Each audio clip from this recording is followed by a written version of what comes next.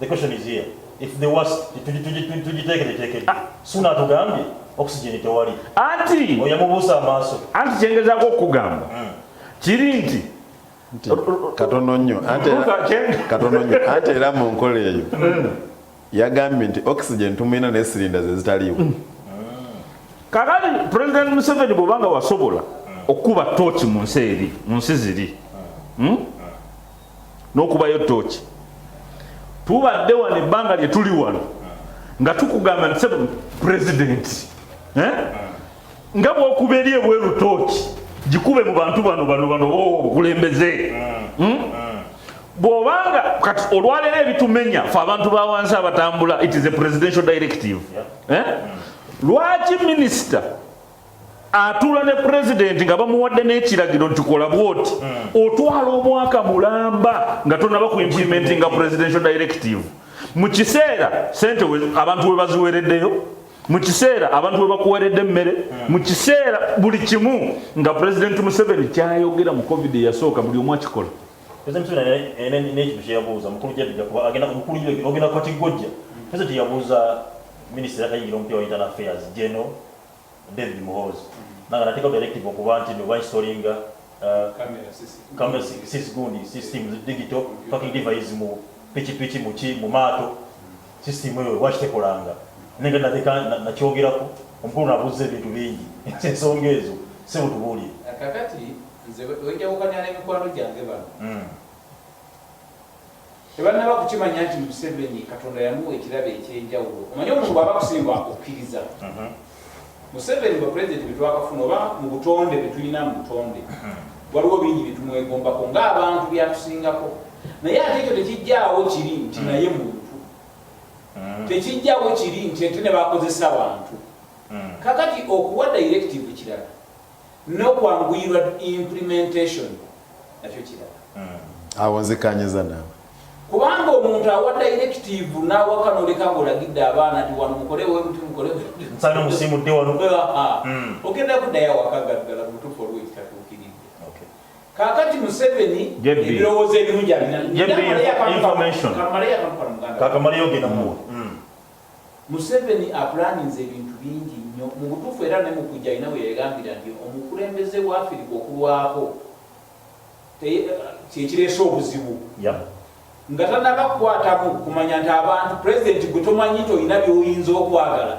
ne birema okutuukirira kubanga boolagira bantu ate buli muntu azalibwa n'obunafu bwe nze ndi musajja yakulira mu maka amakatoliki naye paapa buli budde abeera alina byagamba abantu n'abakubiriza nti kino paka bebimulema naga kati kino ndagidde kikolebwa ekiti naye ng'ate bamutyanyera bamuwa ekitiibwa ne mu mbeera endala zonna Ssaabasajja Kabaka waliwo nze mukwano gwange omu weyo gomba yaŋŋamba nti ebyo Museveni ne bwali tugamba ati okwegemesa tasobola kummatiza naye Ssaabasajja Kabaka lwali ki lwendiraba nga yeegemesezza nange wetandikira yakwegemya naye ate ekyennaku Ssaabasajja Kabaka yeegema bamulaga nti bamugemye ne Nnaabagereka ne Katikkiro we yeegemesa musajjawo walina ebyobufuzi mu mutima ye yali amanyi nti Ssaabasajja Kabaka tajja kuvaayo kati ye nga yalatuukiriza kiri nti Museveni tasobola kundagira ekintu n'enkikola kati nze kyenzikanya ne mukulu zikusooka nti no kansooke ntereze kali ege yasoose nti abantu okubazza mu lockdown nga tumaze bategekera mukama wange awo twawukana ekyo wanfunye bubi sinnakyogera kubanga nadde mwakufunye nti abantu okwateeka mu lockdown nga tomaze bawa byakukozesa oba omenyekedde bwereere bannanga obulamu kintu kirala Museveni kiyasoose okukola kyekituufu kati apulaninga ekiri naye nze nsaba kuwa Mwami Jebbi information kakati ogenda kugimba nze fenaba na Uganda twegatte wamu tuwagire minisita prime minister kubanga kino kyebagambye ekyokugenda nti akole assessment si ku assessinga nga abala namba ey'abantu abagenda okuweebwa mu buli zone kirimu ne nkola ki okuyitebwamu kubanga luli bakozesa abasirikale aba local defense Kyali kirungi kubanga money power yali awo nga njerere nga eriwo eryabayirewo. Naye ati mwana we twabeerangayo abalinda abasirikale ne babawaayo akantu abamu abalocal defense n'akasukayo busawo busatu mu nju akandibadde akangulu ekyo waliwo we nakiraba. Ate ne wabeerawo n'abavubuka abaweebwanga emmere ate n'agikwata ate n'agitunda. kituufu. Kakati ebintu ne bibeera bwe bityo nga ebintu byalimu omugwe. Kakati enkola gyagenda okukozesa okutuukiriza ekintu ekyo egenda kubeera kati bano basuuna bwe bajjira. Kansala Suuna abantu abakulonda oyinza okuba nga obamanyi okusinga Nabbanja. Nze nkakasa gavumenti esobola baleka bweru. Ba local leaders muyambeko mwenyigiremu awatali biri ate berete bweresi. No, iye onasobola n'okwereeta. Bwe kiri yalina okuvaayo. Tebamala kumwegayirira ssebo. Ajje ayambe n'okuwa ku magezi. Kubanga nze ndaba n'amagezi gandiweereddwa nti ekisingako okukola kubanga osooka ne weekoona oluvannyuma n'obuuka. Kati mwami Jebbi tuyinza okugenda akansooke mpa ku magezi. Abantu abasinga okumanya abantu abanyigirizibwa ng'oggyeko ba local leaders. President yayogedde nti buli kyalo kuliko bayita ba village health officers, ba VHTs. Ekyo nzikanya naye. Bamanyi omukyalo w'embuto, bamanyi n'abantu abakadde. Babemba oluvingi. For the first badde nsaba ono kayogeddeko kakulu. Babi ekitali yasoose baleta mu nsonga ndala kubanga yagambye nti abalwadde gye bali kati kumbi mu buli kyalo mirimu abalwadde. Naye bw'olaba omuntu ng'alina obubonero by'ekiti eyaweereddwa obuvunaanyizibwa akuba essimu ayite omuntu gwe yagambye nti agenda kubeera ku health center ajje alabe omuntu oyo amupime balabe ddala covid bw'aba covid era emmotoka ez'oku disitulikiti zonna yaziwadde directive zigenda kukola ku nsonga zino kubanga emirimu gyonna gyayimiridde bayambe omuntu oyo okumutambuza bamutuuse mu ddwaliro. Kati oyo PhD asinze kuteeka ku ebyo naye ndoza ne ku kino nga mukulu Suuna bw'agambye ba PhD abo bamanyi nnyo amaka. Mukulu Jebbi kabakwega information gyadda kwatudde ku nsonga endala wakavuddeko. Mukulu Jebbi olina kabuze kamubuza nete ttaka zeeyo njagala kugamba njagala yafuna nebyagobezza omukulu nze ekitasobola kiddamu ekitasobola kiddamu kuba sisi kye musajja wattu naye President Museveni yavangayo n'asoma contributions n'aga nti gundi yatuwadde kino gundi yatuwadde kino on record ebintu ebyo weebiri ebintu ebyo bikola ki ebintu ebyo weebiri tetwabiraba. So President Museveni at this time mu budde buno obuzibu olina kutugamba nti we are very set kuba ku mulundi guli abantu twayambagana bwe tuti ne bwe tuti ate nga tetulina na numbers nene. Olwaleero mutuga nti numbers zikoze eki zeyongedde and in my own understanding ntuula wansi ne neebuuza the scientists President Museveni are praising a scientists bano okay we commend the job they are doing naye okumanya nti waliyo second wave waliyo third wave as scientists second wave third wave ne wave eddako what is the problem kubanga Jebbi akugamba President Museveni agamba prevention is better than cure which is very true from the scientific knowledge of a second wave from the scientific knowledge of a second wave ba scientists bano batukolera ki kati mukulu ali zikusooka nkwebaza olwa concern naye mujjukire nti President Museveni bwe yali atagulula ku lockdown eyasooka alina ebintu byeyatajjawo abantu ne bejja bokka ku muggalo gw'ebintu ebimu ng'amabaala nga masiki ng'okutikka abantu abangi mu mmotoka ng'okumalaga kati ng'okunaaba mu ngalo singa abantu tebejja ku muggalo gwa masiki ne basigaza masiki zaabwe kubanga tazijjangawo social distance tazijjangawo naye abantu bwe balijja okuziika neefuukanga kugamba oli n'embaga ne zidda ebintu ebyo tabijjangawo tagamba abandi kati mbitadde byeyata byali bitono oba okwagala abantu okusobozesa okufuna ekyokulya naye abantu mu butuufu tolinawo omunenyeza singa ogamba nti lwaki yabijjawo ng'ate bannasayansi bamugambye kubanga bannasayansi bamugambye ebyo tebijja kuvaawo era naye nakikkaatiriza n'azirekawo masiki ne zibeera nga zirina okubeerawo abantu ne bazejjako n'otuuka mu kikuubo nga muli mbaga yenyini kati ebimu tuyinza binenyeza museveni okujjako bwe bakozesa obukambwe baali bakozesa obukambwe okuba abantu emboko nga bwe ndaba musizeebweru masiki migo bakuba abantu muli omu mukulu jebbi olwaba na Uganda mukulu gwakozesa oli mukulu kisula kyogeddeko mukulu zikusoka kyogeddeko nti bannayuganda bawaayo ebintu twabala yani basomebwanga mpima okulaba kukyasobola okuba nti kuddamu okubeera kuluno n'okula gye twazzeemu kakati ebintu oba bazzeemu okubiwa oba tebabiwadde gavumenti buvunanyizibwa bwayo olina okunoonya wonna wenoonyeza eyamba abantu oyogedde nga mukulu sula kakati okusooka neeyanziza naye nnyina obuntu bubiri ekisooka bascientist tiimu ya Mwami Museveni gye yalonda yekulemberwa Dr. Musenero ne banne nze mbadde njagala babeeko ekintu ekirala kye batunuulira nze ndaba bino ebintu bye basinza okugamba nti bye bikyasinza okusaasaanya nnyo covid ate ndaba bayinza okuba nga waliwo ekintu kye babuusa amaaso ate nga kikulu nze ndowooza tewaliwo kati kintu kiri mu kusaasaanya covid kyenkanankana sente zino ze twewanyisiganya mu ngalo mmanyi kubanga batugamba ku kintu kya plastic n'ekintu kyonna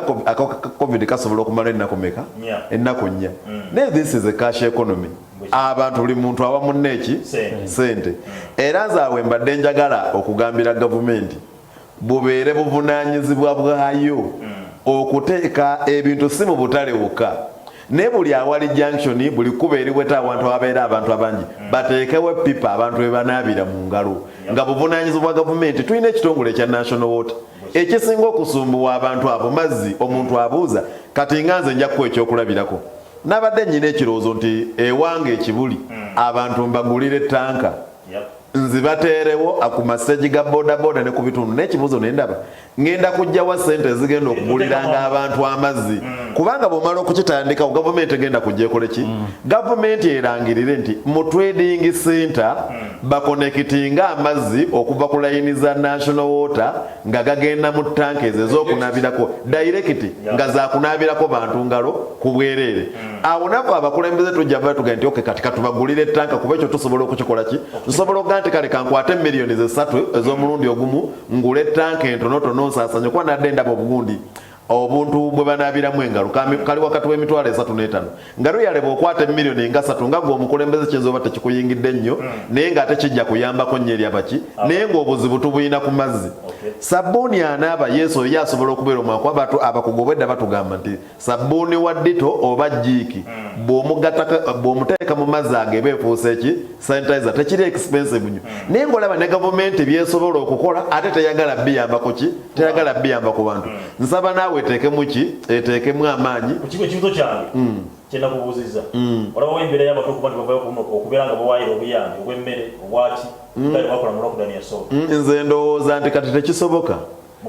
ndowooza kati tekisoboka era ensonga lwaki tekisoboka okuva lwe baawaayo n'okutuusa leero lockdown teggwanga tukyali mu kintu kyekimu kyakulwanyisa covid omuntu ng'emutn nga airtel nga nze nga seeka ali oba omugagga hamu abaavaayo ne bawaa oba skm guno abaavaayo ne bawaayo kuba naye namulaba era bayizayo njagala kumwebaza wano skm y'omu ku bantu abaavaayo ne bawa buki obuyambi kati kizibu nnyo naye ate okumugamba ddemwako kubanga naye era ennyingizaaye ebadde tetambula nga bwe deyinakola ki kutambula ensi tennaba kulika malinga naye kiri ekibuuzo kyewabuuza jebbi ekyamulema nze ndowooza nti si kituufu nti Rugunda bamugobirwa kuba nti yamanejinga bubi ensimbi kubanga ate yali azivunanyizibwako obutereevu mukyala Kisaka eyali treasurer waaza ate ye Museveni yapromoting n'amuwa obwa executive director mpozi n'omula gwe baasudde era ng'abadde avunanyiza emmere kalolo okuluutu naye abadde nedda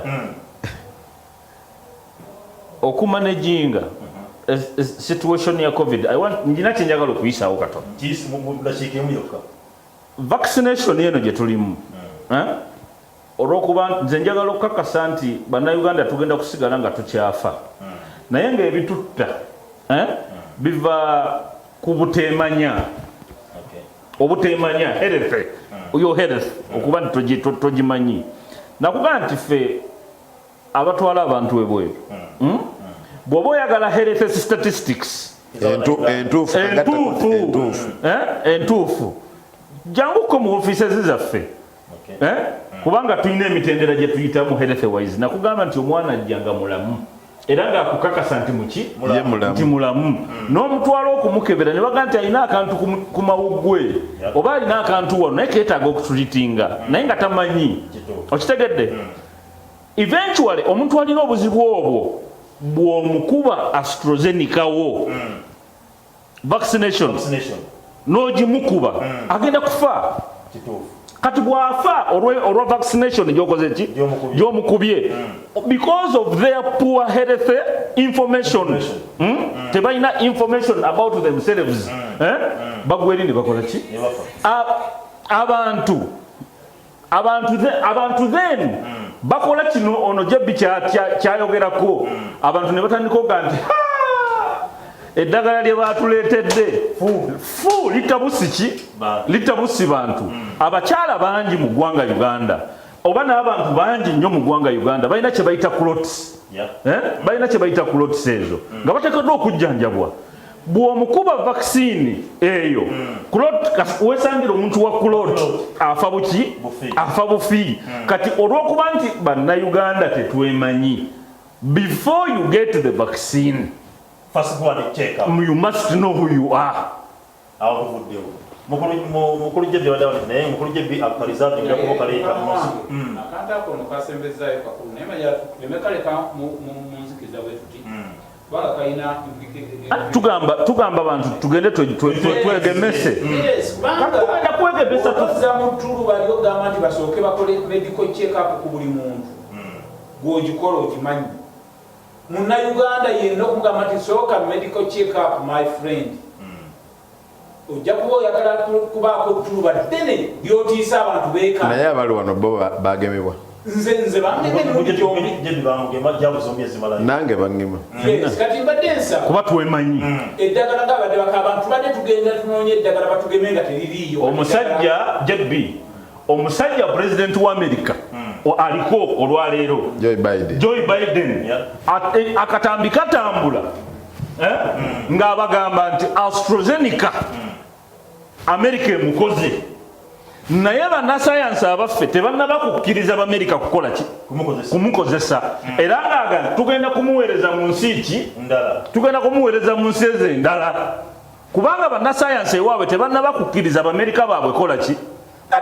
kunsongera nyini nange mukuru jebbi yagala gwoyogere ekigambo ekyo kunsongera nga modera wa STV sigenda kubanga kigenda munyo kubanga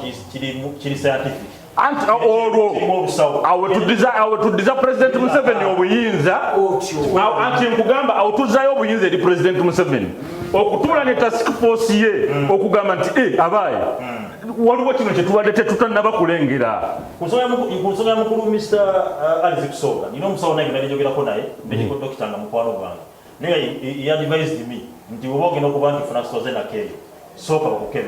bakukebere nga omusawo bisigenda kwatukkiriza naye voice gyampaddeyo nti sooka bakukebere so nange mbadde nsaba gavumenti singa ekitunulemu ensonga mukitunulemu abantu kiba nti tulina sooka bakebera bakeberewe abantu bakuba eddagala awo tugenda kuba nga tuvaawo mukulu jebbi yangatandikirewuwo twali mu mbeera COVID-19 emitambula mu ggwanga ogiraba abantu badde bakutte abantu bali mu kufa twogera ku vaccination ebudaga teririiwo twogera ku oxygen talalikako mu ggwanga economy ezeemu egaliddwa abantu bali mu buli omu waali ali mu kukaaba obwavu fusa obwavu nga tebena kyakulya mukusuna tulaza ekindo embeera gyeturimu eno erina kubanga tukendeeza kusaasaanya yaffe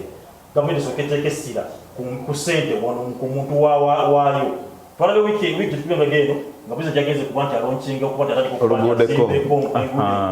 Kongo Munnayuganda yeebuuza nti tugende e Kongo tuzimbe enguudo ng'okusijeni wano sida zikyagaana ensonga eyo kakati ensonga eyo ewulikika mu matu g'abantu gamba nti obulwadde bungi ate pulezidenti azimba enguudo ate abantu bafa ate kakati waliwo n'abagamba kati abaka ba parliament emisala gyabwe bo bagenda kutula naye nga giyiika buyisi bakasanga bafuna nze nina ekintu katonda yannyamba nkozeeko mu ofiisi za gavumenti nemmanya gavumenti ekoleeta ebintu byayo bwe bafulumya ssente nti za kukola kino mu minisitule ya works nti zigenda kukola luguudo lw'egiini waliwo enkalu nnene nnyo okuzikyusa okuzizza mu byebulamu era bwemuwulya oluguudo lw'ekongo temulowooza nti sente ezo bazisaddeyo emyezi 2 oba omwezi oguwedde kiyinza okuba nga implementation kati egenda okutandika naye nga kyakolebwa mu mabega nnyo so sina mu budget eno gye basomye procurement yes kakati abantu abamu bakiwulira ne bagamba kijja kitya kakati wuyo emundu bazitikkudde kati nga bayinza okutikkula emundu kati nabo batikkudde emundu kyokka abantu tebalina oxygen naye ne batanya nti emundu ezo kiyinza okuba kituta emyezi 8 nga zimaze okuprocessingibwa kati mwalabye eggulo nga batuusiza gundi ebyuma ebikola ku oxygen agenda malwaliro ga gavumenti babitikkudde eggulo naye tebabitikudde eggulo kubanga weeva eyokubiri ezze eyo oda eba yakolebwa dda kati nze badde nsaba gavumenti abantu bannansi bonna mbabuula ekintu kimu baleme kulowooza nti gavumenti terina ssente olw'okuba zikola enguudo esente weziri tunakanya ne bannange waliwo kati eministry enamba eyerigwa tebiraze bagiteekawo lwa nsonga nti singa abeerawo ekintu ekibalukawo olwedde ziri sente bazilocating dda mu bifo ebirala ministries endala ezo zibeerawo waliwo ne mu sente ez'eggwanga nabamanyi oluzungu bayinza okunyamba mu bank of Uganda mulimu bazita fandi ki eyo consolidated fund ekyo kittavu kya ggwanga webale nnyo bakikwatamu kati waliwo n'akalala nawulidde osaba badde njagala okwiga nabagamba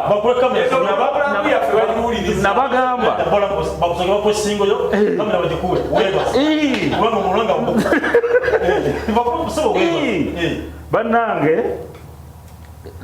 gavumenti ya Uganda nga sinaba kwebaza gavumenti njagala kusooka kwebaza SK Mbuga Haji njagala okwebaza abatwala ekitongole kino mu maaso njagala okwebaza producer wo njagala okwebaza Doni wo njagala okwebaza kojja wange Asifu Sekiwunga nabaga nti wano this is the parliament eteesa ebigasa eggwanga twayogera wanonze ne muto wange ono ne tugamba nti bannange ekigambo social security kigwawo mu mbeera zifaananako bwe ziti bwe baba nga bawuliriza ne baconsidering ebigambo byaffe kuba nabaga nti President Museveni teriyo bintu byobooza nti waliwo amateeka when there is an emergency ebyo byamateeka biddawa teriyo byamateeka nga waliwo tugende Congo nga toli oxygen private hospitals kati twalabyeko nga amalwaliro ayekike n'amalala milioni 10 okuteeka omuntu ku oxygen milioni 2 milioni sente mmeka obunyaziwatekola ku nsonga ezi obunyazi zitudde eri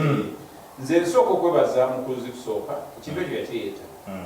naye bwe yateeta tebadde directive ya president era abakwatibwako nga bali wamu ne ministry ya health batudde kubanga ne bakizuula nti waliwo omuntu ng'alinayo sente ze mu NSSF kale nze sente mu NSSF bwe ziba nga zeziri ng'ono azitereseeyo n'abeera mu mbeera ey'okubeera nti ali mu ddwaliro asayininga sente ze ne bazimuwa ne zimuyamba tezigenda kuyamba Sserwadda information teriyo akyusa amateeka ga ggwanga okujjako aba oba mu mbeera 3 referenda parliament by motion emergency situations emergency situations when we have an emergency pronounce oyinza obutamanya nti president ye yakikoze oyinza obutamanya nti president ye yakoze ki naye obwedda president yagamba nti I hereby direct mu speech ye because of an emergency now presidential directives begin to work. I hereby direct Musenero and his team mukole kino. I hereby direct local government mukole kino. Otegedde kubanga kyalonzeemu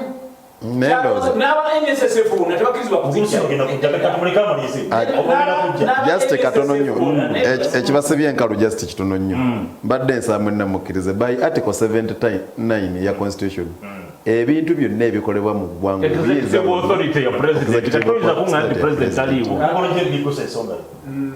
ensonga yezigusa yiino nakyo tutegedde nti abalwadde abali mu NSSF nga baterekayo bagenda kubawa ku ssente kyovula tubebaziza akati si buli ali mu NSSF tebagenda muwa ku ssente gwadde enjala emuttira awaka kujjako omulwadde kakati ekirala kyetubale twogerako nti abakola enguudo ekkongo ekyo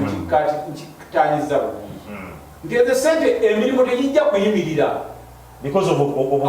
waliwo era ebijja kusigala nga bitambula naye sente zibale twogerako ne bano betukanyako nti waliwo sente ezo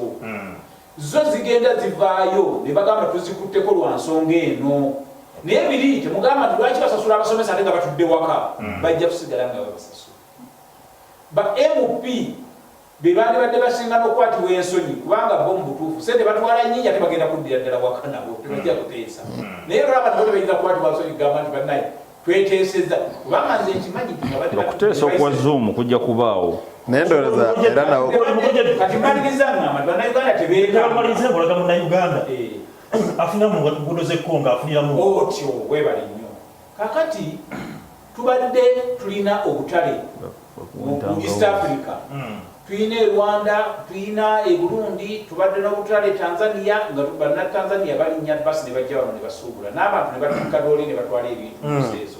naye Kongo erina abantu abayitirivu obungi bagayalirira enguudo tebakola nguudo olw'ensonga zo bo ze bimanyire kubanga waliwo yaga nti Mobutu yaganda okukola enguudo ng'atya abantu okumuyerekera nti ab'eggoma balwewo okutuuka ekisangani kakati President Museveni bwe yakiraba nti abantu bawano banditunze ebintu bingi e Congo naye enguudo n'asalawo akwatagane no President wa Congo ne bakola oluguudo si kibi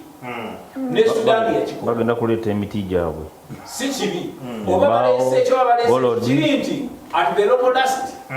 ze nagamba omwana omu ng'ayomba tulwaki abagagga bazimba ebizimbe kakati ffe tufunye abagagga bafunye sente bazimba ebizimbe ne mugamba mugagga azimba ebizimbe naye abaana bese be babiweerezaako nga baweereza era ojja kulaba nga yinginiya abaana abatunda semiti abakola ekikoga buli omu abaako nekyafuna kati oluguudo lw'ekkongo mukkirize tulukole nze natuukako ekkongo bannakongo balina essente naye bafuna obuzibu okusuubula mu Uganda so nga singa tugula oluguudo olwo ne tulukola ate Museveni takikoze lwa kuba ye kubanga oluguudo bwe lukolebwa Museveni ajja kufaalubikewo bapulezidenti abalala baddewo nze gavumenti eno bwe yali emaze okuwamba nebulongosa enkolagana yayo n'amawanga agatwerodde lwe nasooka okulaba baasi nga zigenda e Goma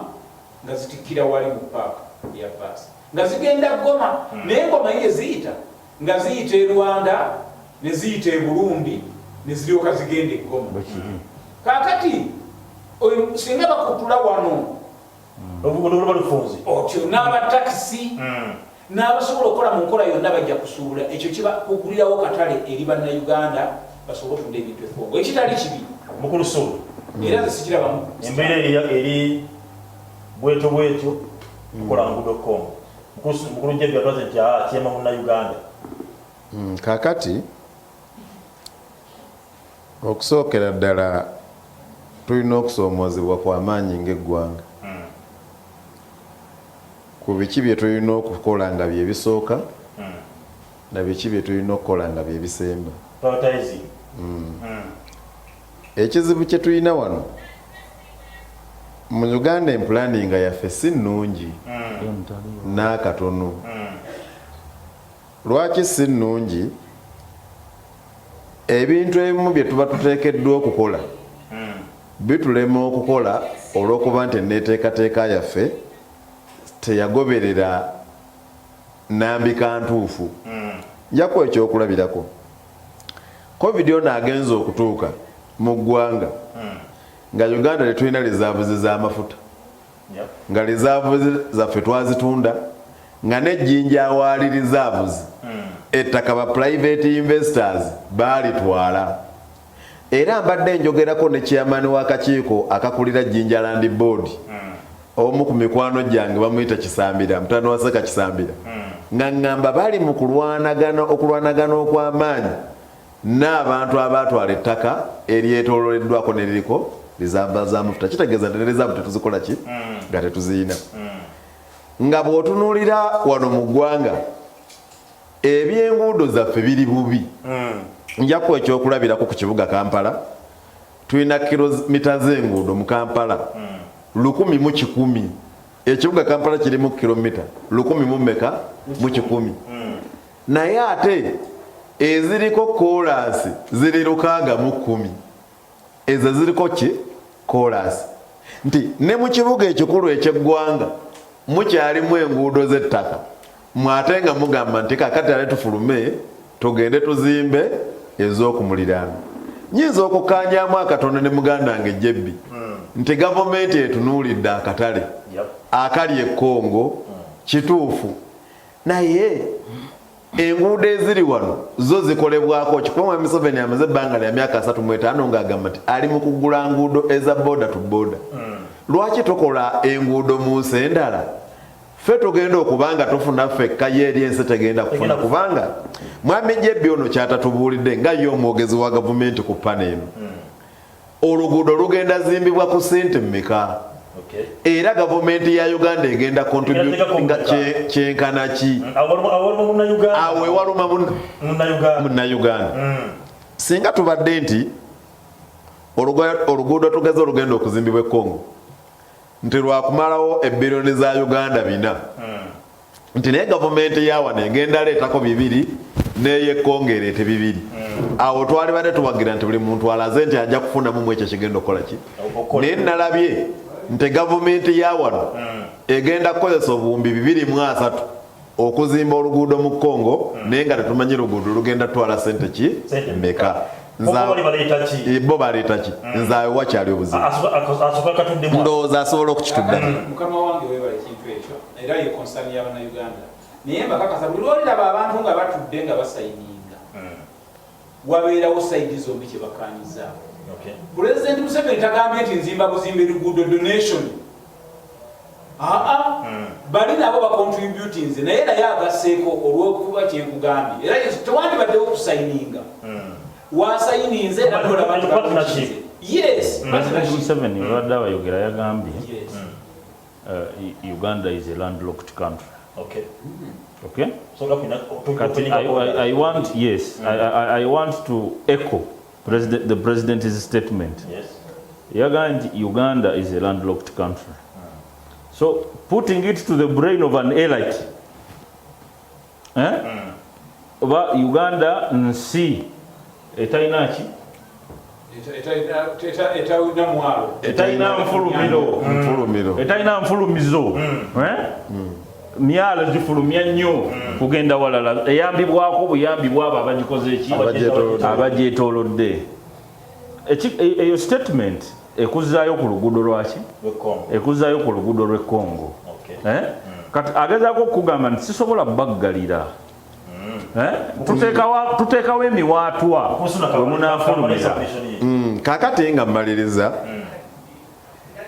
ekintu wano ekyetaaga ennyo okulongoosa ndowooza kibayita foreign policy. Enkola yaffe ku foreign policy si nnungi ate bwe tuba tubyogera bino ebigambo njagala tubyogerenga mu mutima mulungi Jebbi akimanye nti tuba twagala ggwanga. Foreign policy no siri mu kulimba njakuwa ekyokulabirako mu Uganda tulina omuntu omukugu mu bya foreign policy mu byenkolagana y'amawanga amala ku lukalu lwa Africa akwata kyakuna bamuyita Adonia simanyi naye bali ayebali kale kansooka entwala ekyo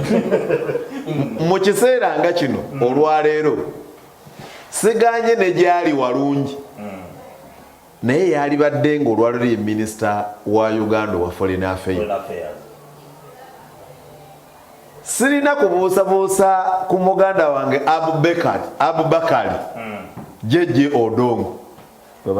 gwe bagiwadde naye ate nnyina okukkiriza nti obusobozi bo tabukola ki tabulina n'obukugu obwetaagisa. Uganda tulina oluguudo olulungi oluva wano nga lugwa Rwanda naye terukyalina mugaso. Ekyo kyetaagisa kubeera na minisita wa Foreign Affairs mulungi ensonga eyo okunogerwa eddagala. Okimanyi nti yali Rwanda we baali obuzibu bwajira. Kamuwa information saagala jjebbi obuzebuze. Wabula bwe twafuna obuzibu ne Rwanda, Mwami Museveni yakimanya nti omuntu gwe tulina kati okuleeta okubeera nga ensonga eno agimanyi bulungi twamujja mu UN gyali Mwami Museveni n'amuwa obuyinza ajja kulembera enteeseganya wakati we neki naye ekikulu gavumenti ya Rwanda eraba ng'ono abyogera si yagenda obimplementinga.